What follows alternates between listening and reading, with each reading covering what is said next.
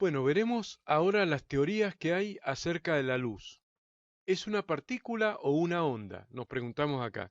Desde tiempo remoto el ser humano viene interesado, investigando acerca de la naturaleza de la luz y podemos decir que en la antigua Grecia los sabios tenían teorías casi filosóficas acerca de la naturaleza de la luz. No eran teorías científicas en el concepto moderno de la ciencia. Por eso ellos rara vez experimentaban en un laboratorio, no tenían una intención de profundizar en mediciones y en experimentación, porque en general consideraban que el mundo físico era inferior y que el mundo de las ideas o mental o intelectual o espiritual incluso era más evolucionado y tendían a no realizar experimentaciones en el campo físico propiamente dicho.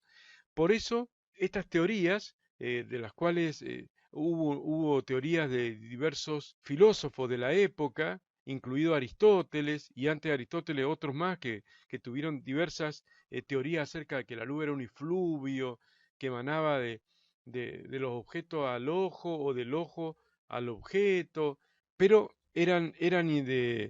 quedaban en el ámbito de la filosofía.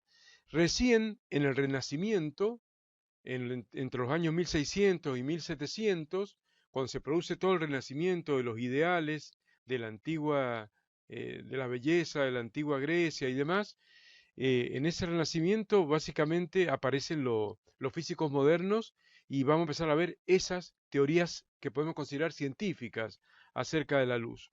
Así que bueno, en primer lugar aparece la teoría corpuscular de Newton. Podemos considerarla como la primera teoría científica acerca de la naturaleza de la luz.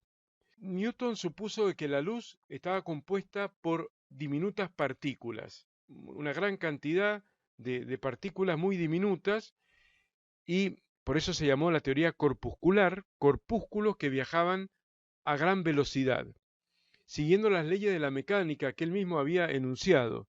Y esto servía para explicar los dos fenómenos clásicos y típicos de la óptica geométrica que vamos a ver con profundidad a lo largo del curso. La reflexión de la luz y la refracción de la luz. Dos palabritas claves, ¿no? Vamos a adelantar ahora, aunque en extenso lo vamos a estudiar más adelante en este curso. La reflexión de la luz se da cuando la luz incide en un espejo. Y de esa manera, un rayo incidente incide en un punto de incidencia sobre el espejo. Se considera la recta normal. Recordemos que normal significa perpendicular, transversal. Así que si consideramos la recta normal al plano de incidencia, al espejo, en el punto de incidencia hay un ángulo de incidencia formado entre el rayo incidente y la normal. Y hay un ángulo reflejado o de reflexión también formado entre el rayo reflejado R y la normal. Bueno, las leyes básicas de la reflexión que observó Newton por la reflexión en espejos básicamente indicaban que el ángulo de incidencia con respecto a la normal es igual al ángulo de reflexión. O sea, si incide a 30 grados, con respecto a la normal, se refleja también a 30 grados del otro lado, obviamente, ¿no? Y que el rayo de luz incidente y el rayo de luz reflectado o reflejado y la normal y el punto de incidencia están todos en un mismo plano. Lo cual es bastante obvio, ¿no? Porque el alumno puede incidir y luego en un punto con respecto a lo normal y reflejarse para cualquier dirección. Se refleja en el mismo plano donde está la normal y el rayo incidente. Y por lo tanto el punto de incidencia. Todos pertenecen a un mismo plano. Esas eran las leyes básicas de la reflexión. Bueno, esa es la reflexión de la luz. ¿Cómo lo ata Newton esto a las partículas? A considerar que la luz son partículas. Bueno, si pensamos, por ejemplo, en una bola de billar, partícula media grande, pero partícula al fin, o corpúsculo medio grande, y tenemos acá una mesa de billar, podemos ver que el jugador de billar sí que conoce las leyes de la reflexión de la pelota de billar, de la bola de billar, cuando rebota en las paredes de la mesa.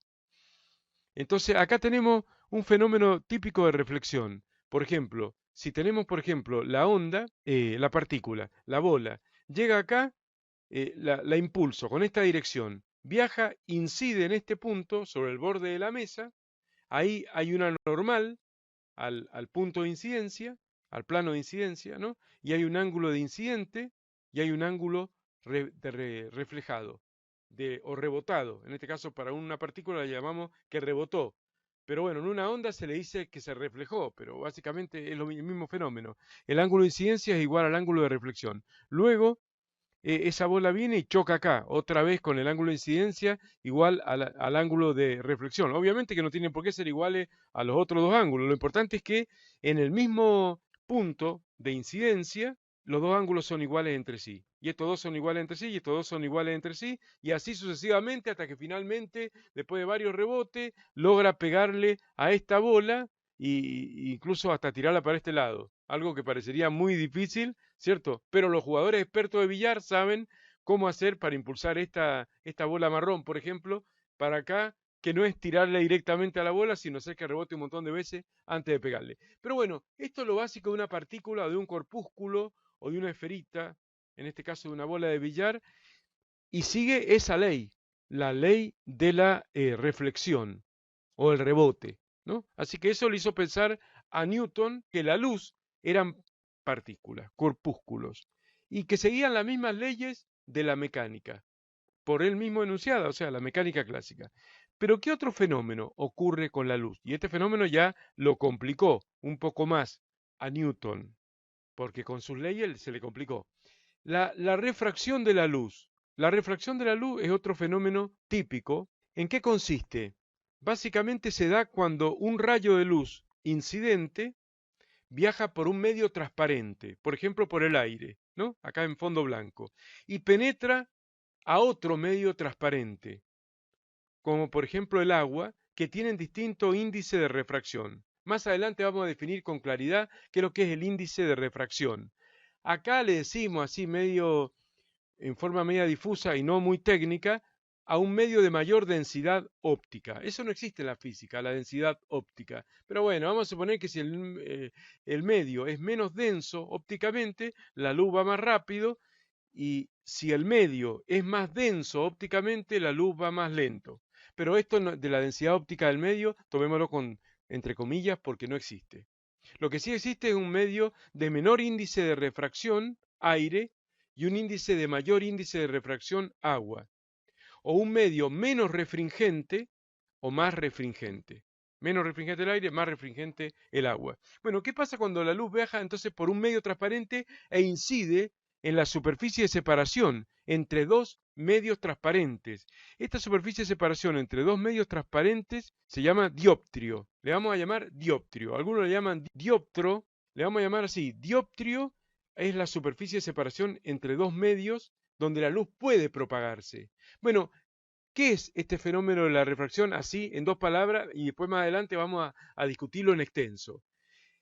Es una propiedad que tiene la luz, una manifestación que se puede observar en un laboratorio, que cuando la luz incide de un medio menos refringente a uno más refringente, se desvía al haz luminoso, acercándose a la normal. Otra vez, hay un rayo incidente, hay un punto de incidencia, ¿no? En este punto hay una normal en ese punto, y en este caso no se refleja. Bueno, en realidad siempre hay una parte que se refleja, una pequeña cantidad, pero vamos a hacer énfasis en lo que se refracta, ¿no? Supongamos que la parte principal del rayo, el 90% del rayo, se refracta, penetrando al nuevo medio más refringente y acercándose a la normal.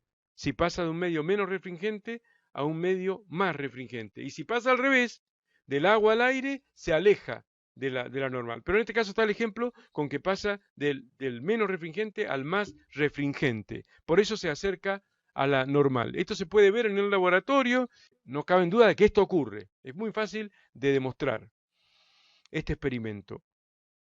La refracción de la luz, al cambiar de medio, sufre esa desviación. Entonces ahí se la vio en figurillas Newton, con las leyes de la mecánica clásica, forzándolas a la ley de la mecánica clásica, ensayó una explicación. Si son corpúsculos, supongamos esta pelotita, un corpúsculo de luz, que tiene que ver con este rayo incidente, ¿no? Tiene una velocidad en X y una velocidad en Y. Es una velocidad horizontal, una componente horizontal y una componente vertical. Bueno, cuando llega al punto de incidencia, o al plano de incidencia, por razones por él desconocidas, esta componente de la velocidad, v sub x, se mantendría constante, especulaba Newton. ¿No? Esto no pasa en la realidad, después se demostró que no pasa, pero voy a plantearles cómo lo razonó Newton para seguir apostando a esa teoría corpuscular de la luz, como corpúsculo, ¿no? Esta velocidad se mantenía constante y al ingresar en otro medio, en este caso en el agua, la velocidad aumentaba. Iba más rápido la luz en el agua. Esta componente de la velocidad de la luz, no la otra componente.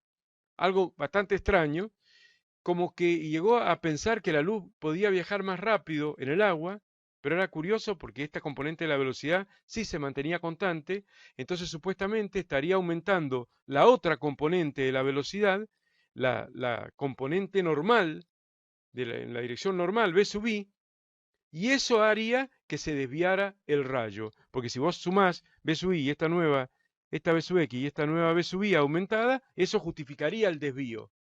Pero era medio extraño, ¿no? Era medio extraño y según si esto hubiera sido así, el agua hubiera sido un medio no isotrópico. Estas son dos palabritas, no son tan importantes, pero isotrópico, un medio isotrópico es un medio que mantiene todas sus propiedades en todas direcciones y sentidos. ¿Mm?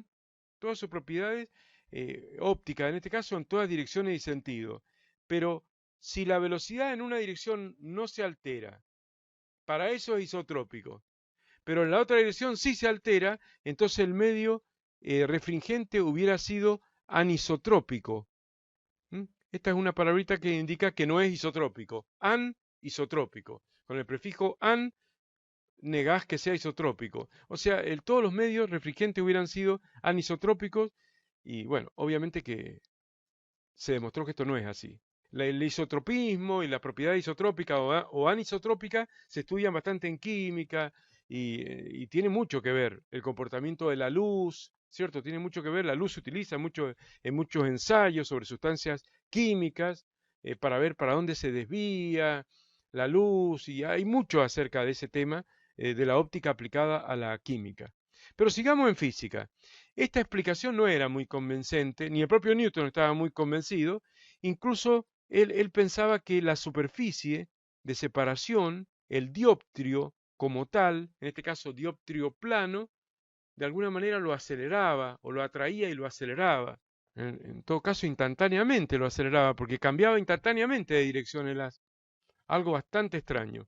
Bueno, ese era un punto bastante complicado para que Newton pudiera realmente estar seguro de que la luz se comportaba como un corpúsculo. De todas maneras, aunque eso se demostró como falso, porque la luz viaja más despacio en el agua que en el aire. En realidad, en donde más rápido viaja es en el vacío, y en el aire viaja casi igual de rápido que en el vacío. Pero los demás medios viaja bastante más lento. El agua puede viajar un 25% más lento, en el vidrio bastante más, un 40% más lento. Habría que hacer cuentas para sacarlo. Enseguida, más adelante en el curso, vamos a hacer esas cuentas que nos permiten ver este tema. Pero esa explicación no fue muy feliz, ¿no? De todas maneras, Newton gozaba de una gran popularidad en su época, era muy respetado por haber desentrañado, descubierto las principales leyes de la física, de la mecánica clásica, que hoy se llama mecánica clásica, y esta reputación le valía para que poca gente quisiera oponerse a la teoría corpuscular que él tenía acerca de la luz, ¿no? Así que por eso durante un siglo, más o menos, durante 100 años, esta teoría corpuscular de la luz fue aceptada. Más adelante va a venir una segunda teoría de la luz que, que la va a desmentir, ¿cierto? Que es la teoría ondulatoria de la luz.